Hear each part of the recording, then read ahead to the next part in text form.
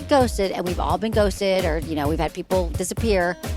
They say it takes half your time dating someone to get over them. So this guy deserves like half a day. But it sounds like he's taken up a big portion of your time thinking about him and what I do wrong. I just think we got to move on from this. You're listening to Sex with Emily. I'm Dr. Emily, and I'm here to help you prioritize your pleasure and liberate the conversation around sex.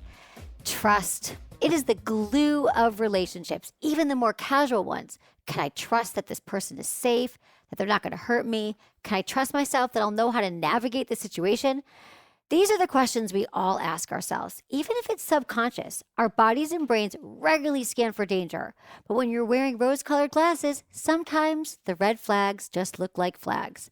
So, on today's Ask Emily show, I take your questions on trust and safety because we know safety is the precursor to hot sex. So what happens when you're having mind-blowing sex with a partner but catch them chatting with sex workers online? Or what happens when you've been love-bombed by someone who isn't what they seem? Or maybe you've had past relationship trauma and don't trust new partners to take it slow with you. Finally, do you trust yourself to facilitate a hookup? Do you trust that you can help a partner heal from sex-negative messaging?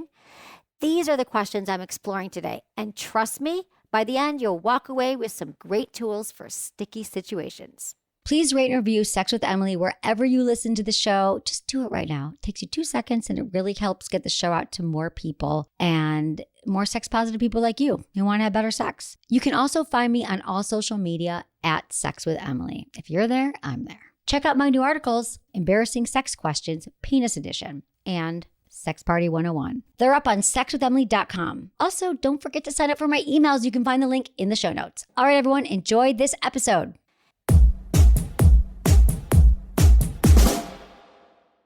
By now, you've probably heard my magic wand story. It's a brand that's been part of my personal journey for more than 20 years. But no matter how many times I sing Magic Wand's praises, I'll never be able to fully capture the story of this incredible brand. Well, now journalist and author Kate Sloan just completed a limited audio series documenting the history and impact that Magic Wand has created over the last 56 years. It's called Making Magic. And the series chronicles Magic Wand's incredible brand story through interviews with nearly 40 experts, performers, business owners, educators, and fans. So I got a sneak preview of the series, and what I loved is that Kate weaves together snippets from all their interviews into this amazing story arc. She covers Magic Wand's journey from appliance store massager to its legendary influence on culture and sexual independence, and it's all just fascinating. The first episodes of Making Magic are available now at makingmagicseries.com or on all popular podcast platforms. Just search for Making Magic or visit makingmagicseries.com today. I asked my Sex with Emily audience their most embarrassing penis questions, and one that kept coming up was, how can I increase my ejaculation? Helped by the ever-growing popularity of the money shot in pornography, semen volume seems to be a conversation growing in popularity. So can you really increase your load? Well, the answer is yes. You've got to get your hands on Popstar's volume and taste enhancers. These supplements help build up semen and increase ejaculatory volume. Not to mention, there's an added bonus of improved semen taste. We've all heard that age-old rumor to eat pineapple to taste better. Well, this supplement actually uses the bromelain from pineapple along with zinc and L-arginine to improve your overall taste in 2 to 3 weeks. This product was created by 2 of the country's leading men's sexual health physicians, so you're in good hands. Popstar is all natural, high quality, vegan, and non-GMO, made from the best ingredients and scientifically proven to work. Plus, I've got you guys with a discount code. You can save 20% with code Emily at popstarlabs.com/Emily. That's popstarlabs.com/Emily. popstarlabs.com/Emily. Use code Emily at checkout.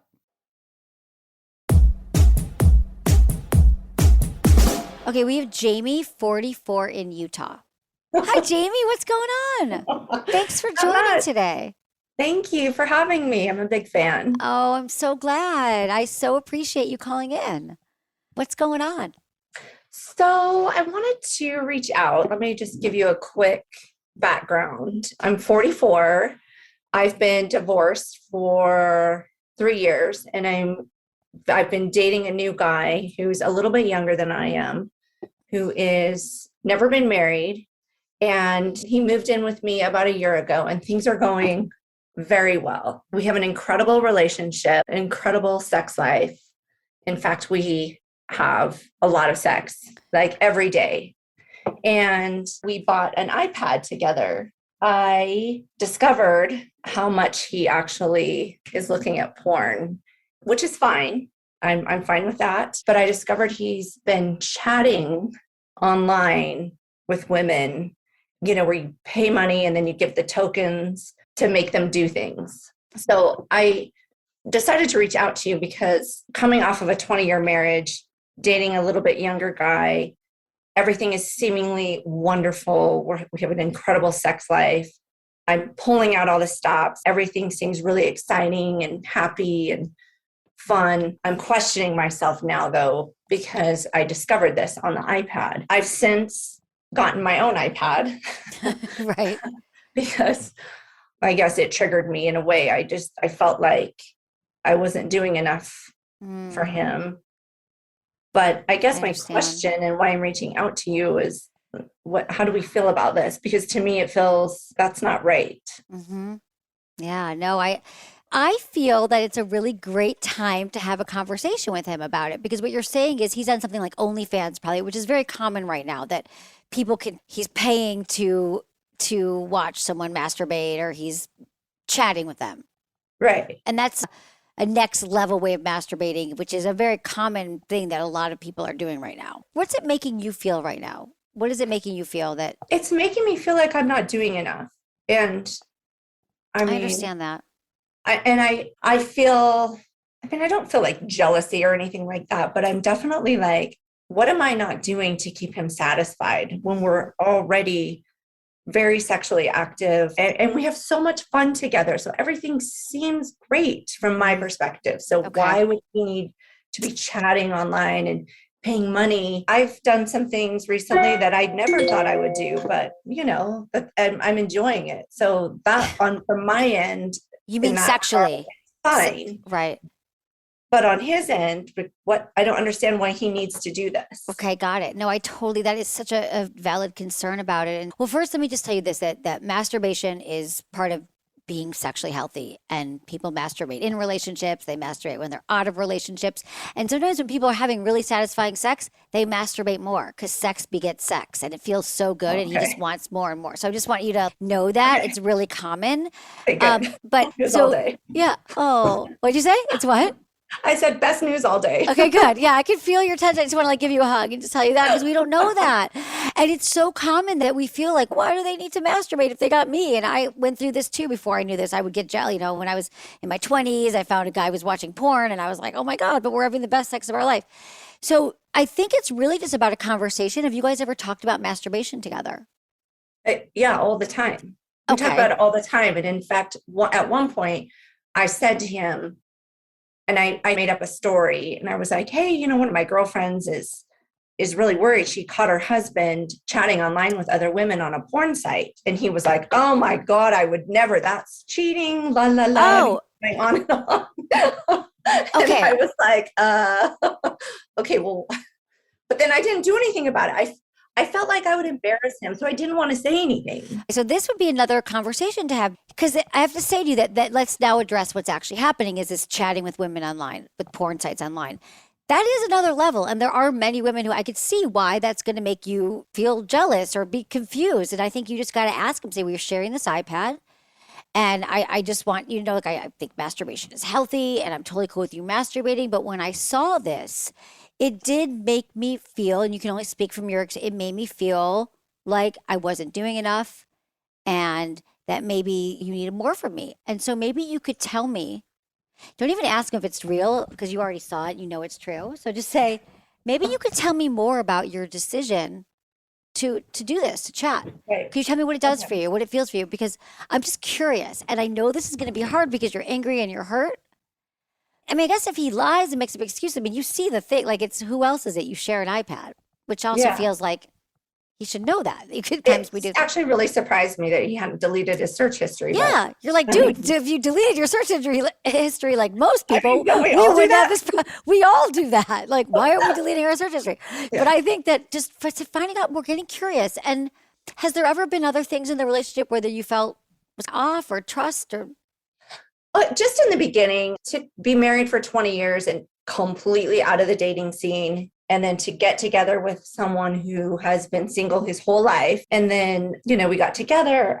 At first, I was very sensitive to the other women that he was friends with and his social media, but I've totally gotten over that. And I feel really, really confident in our relationship now. okay, good. There hasn't been any other. Okay, good. So you trust him and he No, has, nothing. right. Totally Okay. trust him. Okay, Yeah. good. Okay, so this is more information, as we like to say in the business. You got to get curious, and now you have more information about him and his porn habits. If you just saw he was watching porn, would that be as alarming as the chatting? No, No, because no, porn you're cool I with. wouldn't care. See, I get It that. So wouldn't this is bother next me. level. You say, I'm cool with porn. I understand that, but this is a next level thing. I'm just curious what it's Mhm. about. And he might tell you, like, I could imagine some things he might say is, well, I don't even know why it happens, or it helps you with stress. We all masturbate because it helps us with stress, or it's a release, or it's a fantasy, or so. Yeah. Again, I'm not as alarmed with the frequency of his masturbation as it is this part of it, and the fact that he did shame somebody else for doing it when you Right. brought it up. Right. But he was Okay. also responding to your like, can you believe her boyfriend did that? So he was like, oh Yes. shit, this will never be safe. So then he didn't feel safe. I mean, he probably like what would have been great if he's like, yeah, I've done that. That would have been he actually would have been great if he was like, oh no, I've done that. It's Yeah, it's actually not that big fun. of It's a no big deal. deal. Yeah, you'd be like, oh really? Like you would have been fine with that baby in Oh, a way. yes, and it would have been out of sight, out of mind. But the fact that he, yes, shamed somebody else and was like, It's a gray area. It really is a gray area because some couples are like, you know what? I get my partner. I understand them. This is what they do. I'm getting all my needs met. And I don't think it typically means that it's anything nefarious. What's happening with porn a lot now these days is it's readily available. And then like, being able to chat now with the person that you're watching is sort of a right, next level arousal. And a lot of times we have to keep elevating the arousal level of what is going to turn us right, on. It's kind of risky. It's kind of taboo right. and it's readily Okay. available. Like OnlyFans and all those sites are just like, through the Yeah, roof. yeah. Okay. Thank Okay. you. You're so welcome. I so appreciate you. Thank you Yeah, for I calling appreciate in. you. Thank Yeah. you. Okay. Let me know how it goes. I'm here for you. Okay, thanks. Okay. Bye. Masturbation, remember, it is part of being sexually healthy, and we do it in relationships all the time, and that's fine. But this is a next level. Like, what is the meaning of it? And so I think anytime we are feeling hurt or threatened by some of our partner's behavior, the important things here that I've said are you have to listen, try not to be angry, and just to stay curious and then listen to your partner's answers. And even if you need to step away and keep continuing the conversation, if you do feel anger coming on, I think that the more we can be open to our partners and listen and understand their sexual proclivities and what turns them on, we'll be more likely to forge healthier sexual relationships all around. We have Damien. He's 28 and he's from Atlanta, Georgia. So tell me what's going on. How can I help? I guess to make a long story short, it breaks down to my wife's masturbation routine, toys and everything that checks out. That's okay. We have a 2-year-old, so that intimate time is limited. Mm. But when it breaks down to the old good two hands, she's not for it. She's grossed out by it. She's grossed out by using her hands for masturbation on Hmm. herself. Okay. Right. Okay. Have you ever asked her about why that is? What's her take on it? It's simply she's grossed out by it. So I've dug deeper into that as maybe there's trauma around it or something in that Yeah. relation. But her first sexual experience was traumatic, but not necessarily related to masturbation. But Okay. But there could be something there. How is your conversation about your sex life in general? yeah, it's open. Our kid's coming up on 2. Too. Yeah. So the drive post kid has been a little rough on her, but I've been understanding of that because I know the hormones are on a roller coaster. But the conversation is open, it's there, and there's good common ground and understanding. Okay. So, what part of her feeling grossed out by touching herself bothers you or I'm her? not bothered by it, but I Okay. think she's missing out on that. That's like a good building block of that routine. Like I said, with the limited time, you can only bring toys in somewhere to squeeze that time in. And if your hands aren't the good option, then kind of limited on options. Okay. Honestly, but she does use toys because to me, toys are efficient. Toys are quick if you don't have a lot of time and you have a young one. Yeah, yeah, you make a good point there. Yeah. But the grossed out is interesting. And she's not grossed out by touching you, right? Like she gives you pleasure and touches you and She has yeah. her lanes with, like, she wants me to be nice and clean, which is understanding. I sweat plenty, so and she's not necessarily a germaphobe, but lets everything be clean is her lane. Okay. Cum is not her favorite substance, but Okay. that's not every woman. Is there any areas did she grow up in an environment where it wasn't okay to talk about sex, or was she told it was shameful to masturbate? I think there's some deal of that that's not necessarily clear in our conversation, but I think there's a little bit of that going on. Okay. Because sometimes that carries over as well. That could be part of it. And if she still is masturbating, though, she is doing it like she's using toys. You said she's having orgasms and pleasure. Not, I think not as much as a woman should. Well, there is And no that's not my should. business. Then there's Right. no magic number. But Right. I think that if she uses toys and she's okay with masturbation, I think it's okay if she doesn't use her hands. I think that maybe does she have pleasure when I mean, does she have orgasms and she enjoys the sex that you guys have together? Obviously, right, thinking, our sex life is there with we both climax. okay. I think there's just more. We got to get to the bottom of. There's a lot of shame around sexuality and her upbringing. It wasn't okay to be loud and proud about your sexuality and her. Yeah. I mean, that's so common. Do you guys ever do you have date night? Do you have time away from your kid? So we just recently relocated to where we're close to family. So now we're gonna be able to have Good. grandma babysitters. So Amazing. It's really important for couples to continue to have date night every week. Like you're non-negotiable. We are having a date night because maybe on those nights you could have a more relaxed conversation with her about, and I would make rules around that. Like we're not going to talk about our kid. We're going to really just focus on ourselves and connection. Could be a time where you maybe would say, you know what, I kind of was listening to Sex with Emily and I learned some of these, I thought about you and I just want you to know that part of being sexually healthy is masturbation that I've learned. And I think that the more we listen to sex positive messages, we can eradicate slowly our early messages around sex. And I think it just takes surrounding yourself by sex positive people, hearing sex positive messages continually, and just sort of, she grew up in a place where it wasn't okay for 18 years whenever she left home.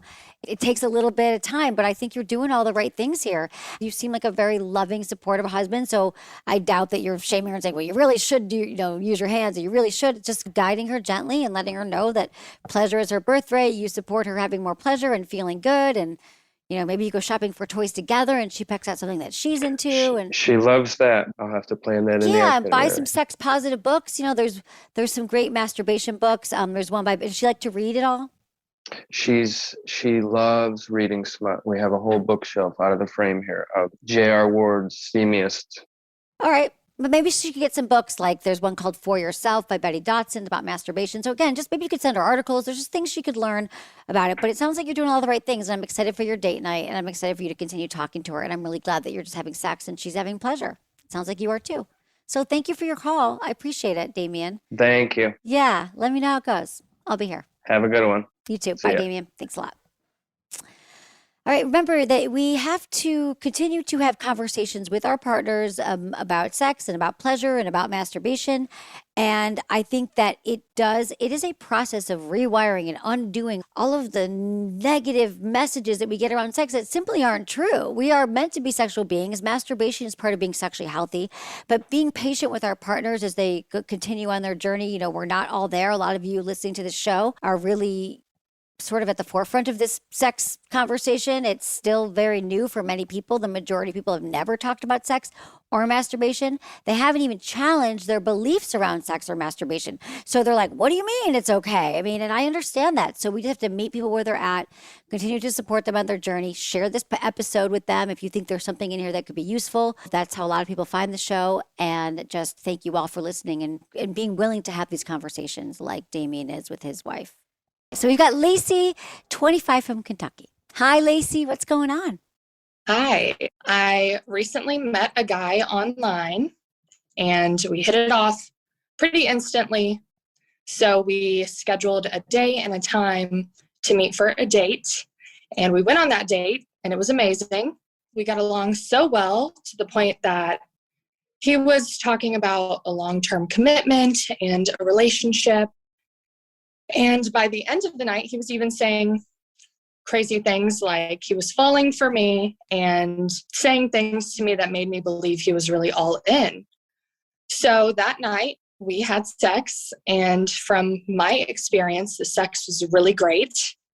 Now I'm unsure of his experience of the sex, but the following day we exchanged a few text messages, thought it was normal.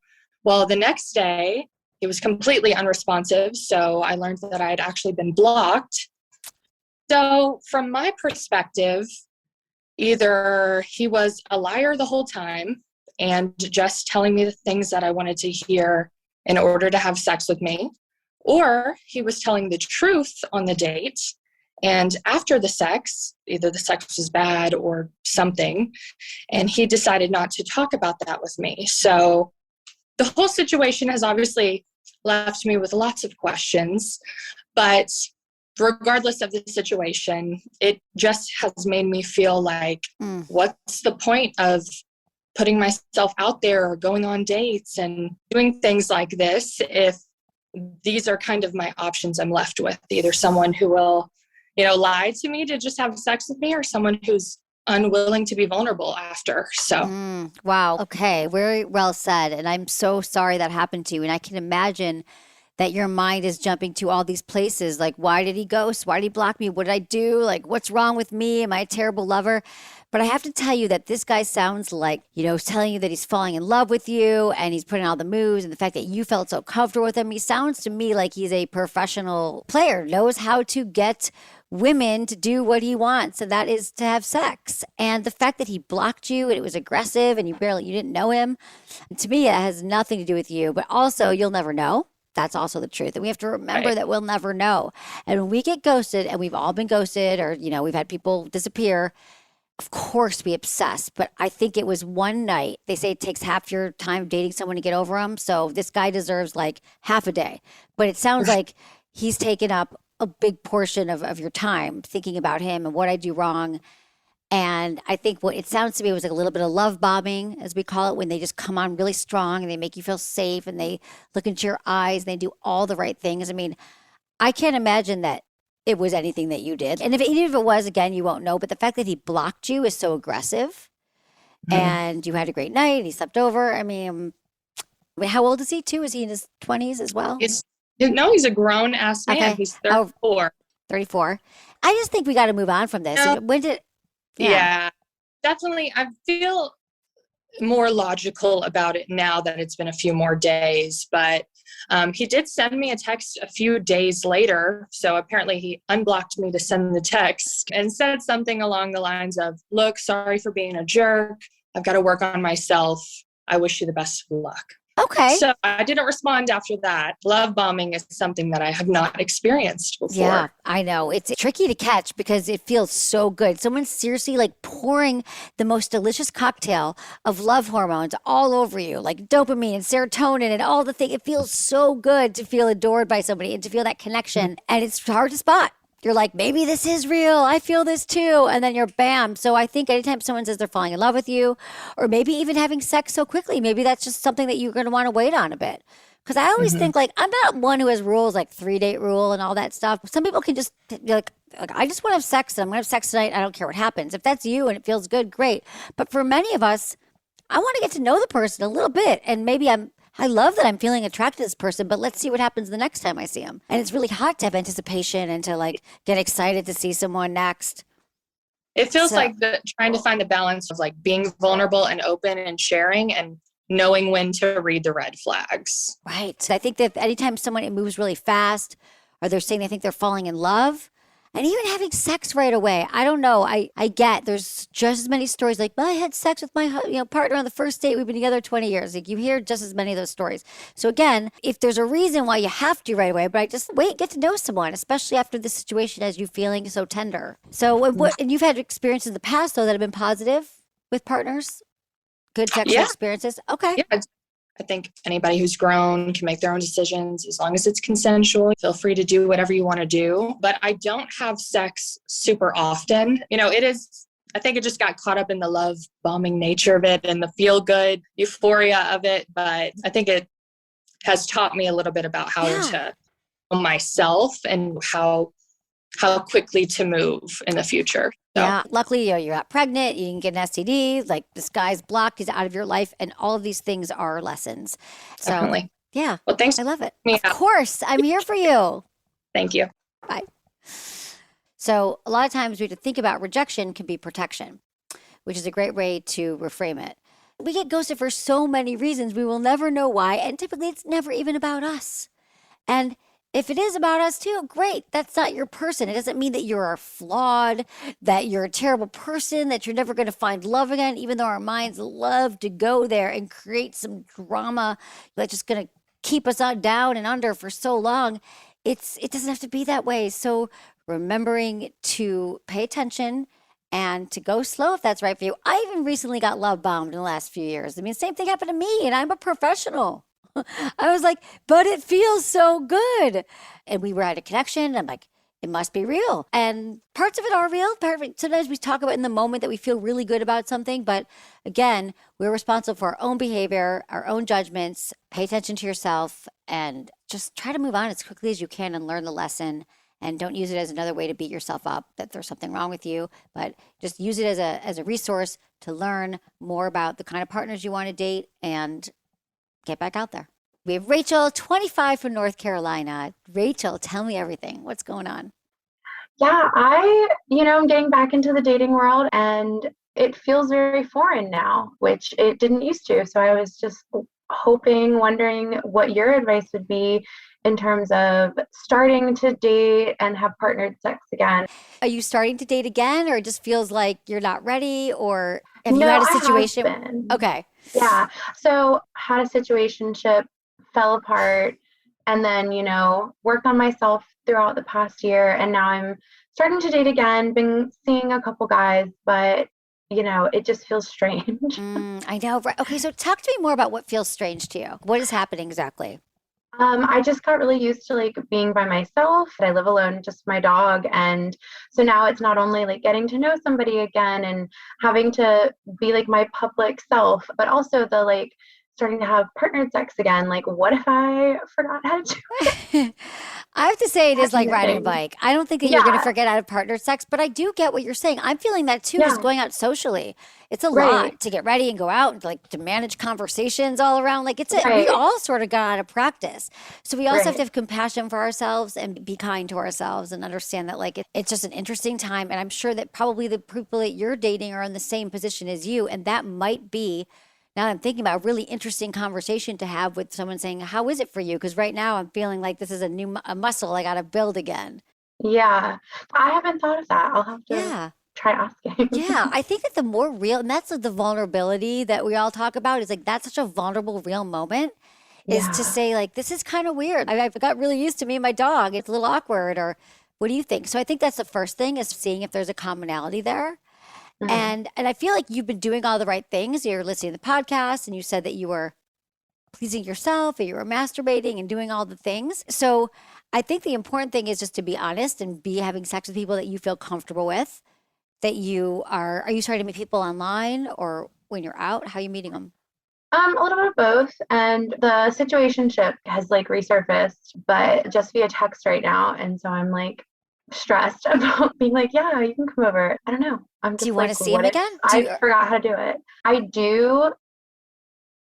Yes and no. I don't know that he's relationship material, but bedroom material for sure. So you want to just have sex with him? I don't think you're going to forget. Was the sex good before?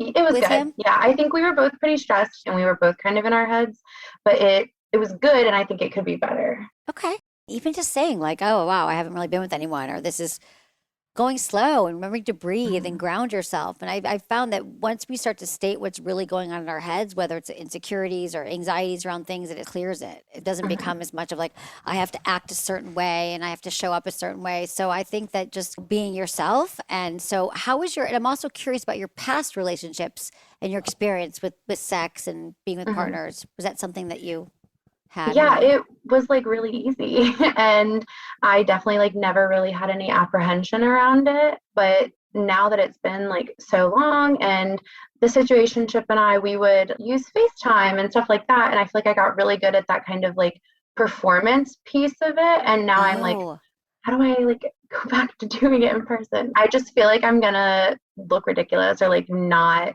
be as good because it's like the muscle memory, is it there? Is it not? it Like, is. I yeah. think you don't forget. I think that maybe for a moment, but the great thing I can tell you too, or something to remember, is that every time we're with a new partner, gives us an opportunity to create a new sexual relationship. What I mean is, if you are present and you're focused on that person, your chemistry, your energy together is going to create, you'll know what to do. It's like meeting a new friend, or when you're like at work, it's conversation skills. And so I feel like it's really about just being present, being seen, and also just letting him know that it might be a little bit awkward. But I think that it might be something that you're really worried about, overly so, because I feel that Okay. I feel like you're going to be just fine, because it's like you kind of leave your body in some ways, not in a good way. Like you sort of In are a good not, way. you leave your mind, right? You're not, Yeah. I think that when you're feeling that chemistry, that attraction with someone, that I think it's different when you're performing or you're on FaceTime. It's like the lights and you can see yourself, and it's a whole different, Right. it's really easy to get in your head and be like, this looks good, Yeah. that, but it's not as much like being with somebody and feeling them and touching Yeah. them and smelling them and all the things. So Yeah. I think like it's just such a carnal, primal experience that I feel like you're going to be okay, know what to do. But if you're having anxiety about it, I would just share that. What helps me with anxiety the most is deep breathing, meditation. Yeah. Okay. Yeah. Okay. Okay. I'll try just Awesome. shutting my brain off Yeah, and maybe exactly. talking to him first. Being Yeah. present and talk. Yeah, Yeah. exactly. Well, here's the other thing. When you said that you just want him to come in and start having sex right away, is that really what you want? Maybe that's what you had with him in the past, but is that really Yeah. what you want No. now? Are you looking for a No, and I think relationship? that's like where some of the anxiety comes from is now it's, oh, I want to hang out and talk first and like Well, maybe go slower than we had in the past. okay, so this is it. This is what I was feeling. I actually wanted to circle back to this because you said he's just going Yeah. to come over because you want to have the sex. But I Yeah. think that maybe don't have him come over. I was thinking, well, meet him out to Okay. dinner. You never got to do that Okay. before.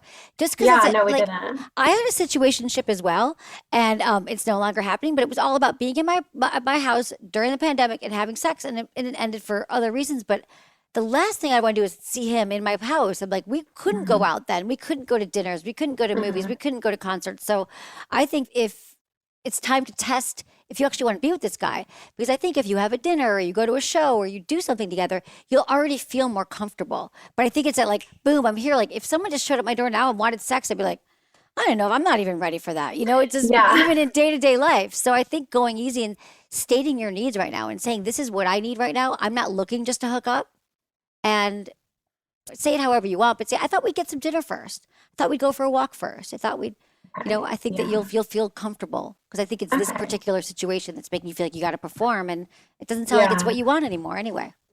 Yeah. I think that might be it. I'll Okay. try. Maybe next time I hear from him, I'll just be like, how about we go for drinks first? Yeah. See if you Yeah. actually like this guy outside of your apartment, outside of your Yeah. home. That might be the problem. Yeah, I think so. That's what's We going on. did. I know. Thank You're you. welcome. Thank you so much for calling in. I appreciate Yeah, it. of course. Thank you Of for course. sharing. Thank you. Bye. Bye, Rachel. A lot of us have so much anxiety, just anxiety in general, and usually it's fear, like false evidence appearing real. We are so afraid of being rejected, or that we're not going to show up right, or we're going to do something that's just embarrassing. And I just think that learning to, number one, breathe, like I said, God, you guys, it's a game changer when you really breathe deeply, but also learn to ask for what you want and really drill down, what is my fear? Talking to Rachel, it's like she actually didn't want what he was proposing. Like I think I used to go people pleasing. I'm nice, everyone likes me, but the truth is, it's really a manipulation to get people to like you. So you might as well just state what you want and let partners know. If you want to have dinner first, have dinner. And I want to say this, you guys. Remember, just because you even agree to sex and someone shows up at your apartment and you're ready to have sex or your house, and you change your mind, that's okay too. You're allowed to say, you know what? I was feeling like I was in the mood for sex, but I'm actually not. I'm hungry. You want something to eat? Like totally okay to switch. And I think as a woman, I never thought that was okay. I was very much raised like, well, I don't want him to get blue balls, or I don't want this terrible thing to happen. But all of that is kind of bullshit. People can handle it. We're all adults. And I think learning the practice of asking for what you want, stating it, and standing up for yourself is invaluable, whether it's in the bedroom or the boardroom. We're going to take a quick break, but when I come back, I talk to Karina, who's having trouble dating after a toxic relationship. My heart goes out to everyone in toxic relationships. Just know there's hope and you can heal and move on. Be right back.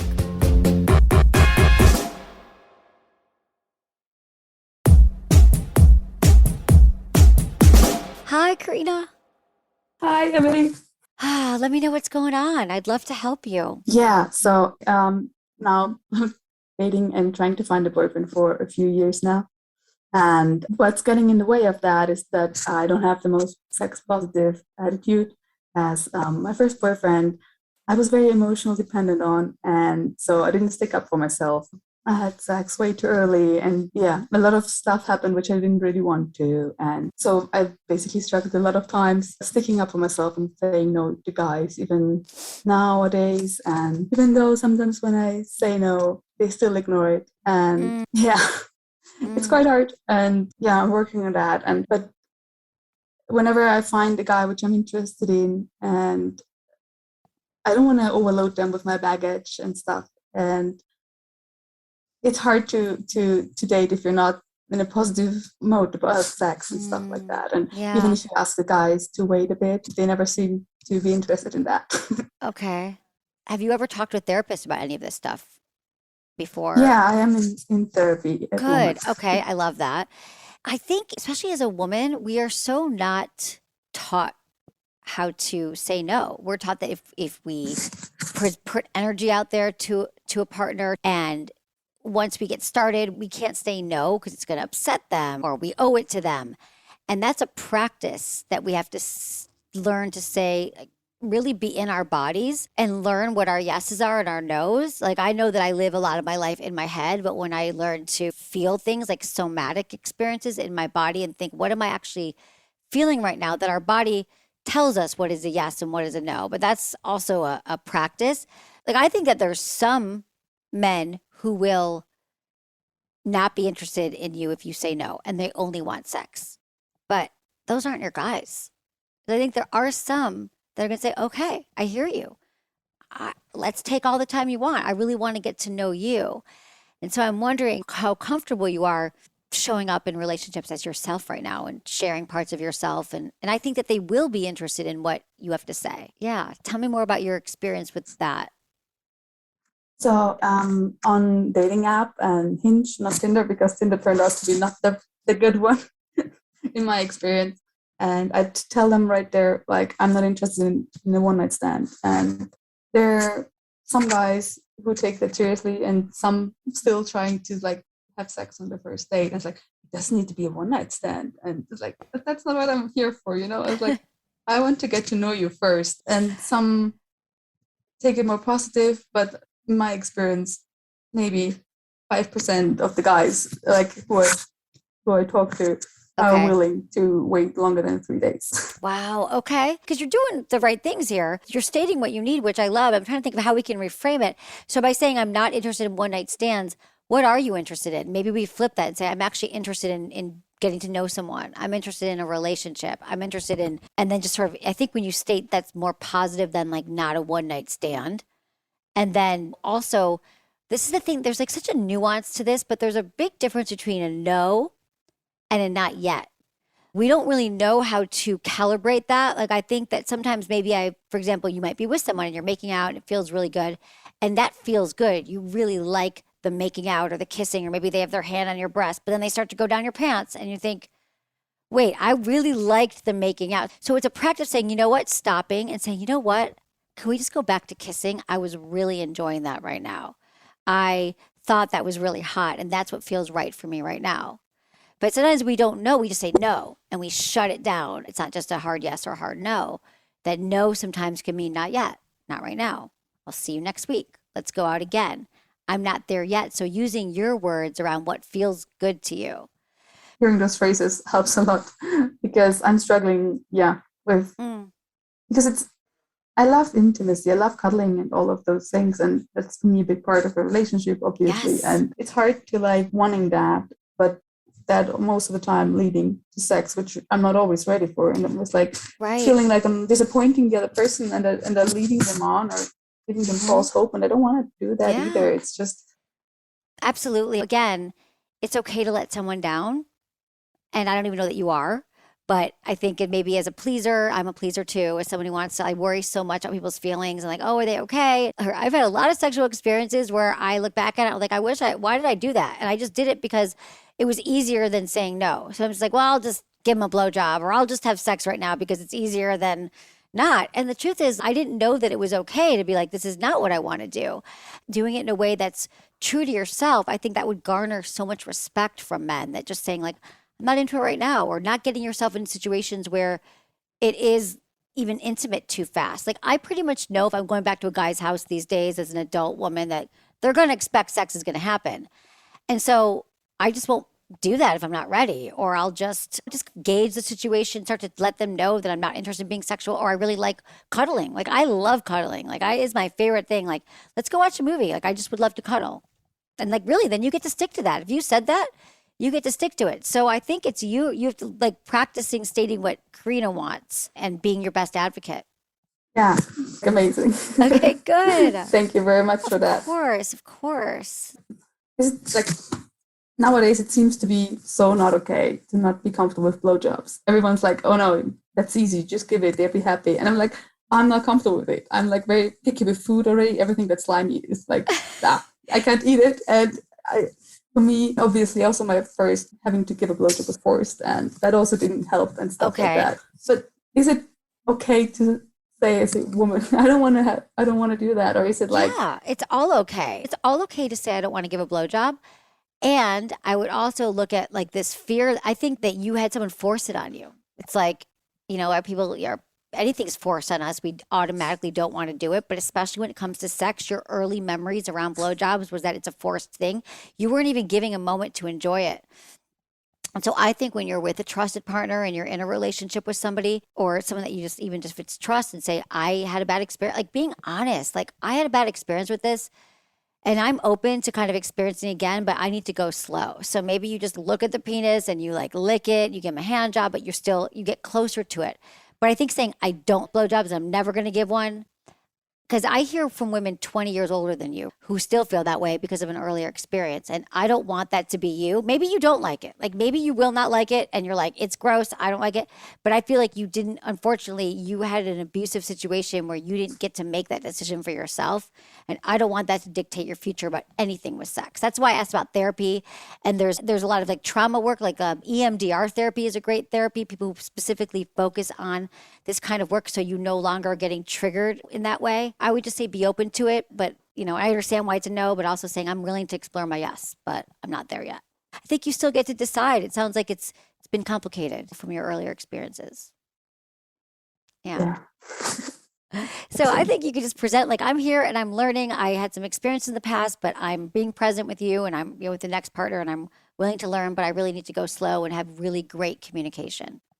I want to talk about things. I want this to be consensual. I want to know what you like. I want to know what I like. And this is why, being honest. It sounds amazing. Okay, good. Well, thank you for your question. Let me know how it goes, okay? I will. Okay. Thanks, Karina. Have a great night.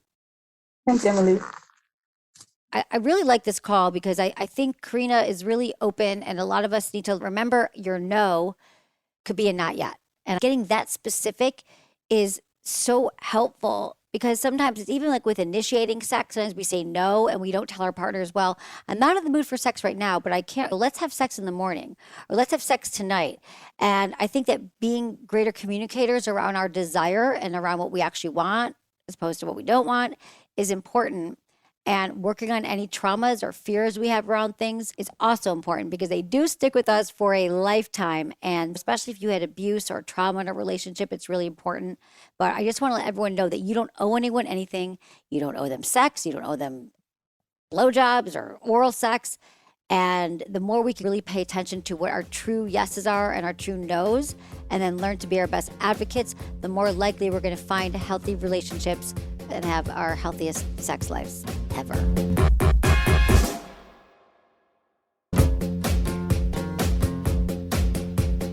That's it for today's episode. See you on Friday. Thanks for listening to Sex with Emily, and be sure to like, subscribe, and give us a review wherever you listen to the podcast, and share this with a friend or a partner. You can find me on Instagram, YouTube, TikTok, Twitter, or X, and Facebook, all at Sex with Emily. Oh, and I've been told I give really good emails, so sign up at sexwithemily.com. And while you're there, check out my free guides and articles for more ways to prioritize your pleasure. And if you want to ask me about your sex life, dating, or relationships, call my hotline, 559-TALK-SEX. That's 559-825-5739. Or go to sexwithemily.com/askemily. Was it good for you? Email me, feedback@sexwithemily.com.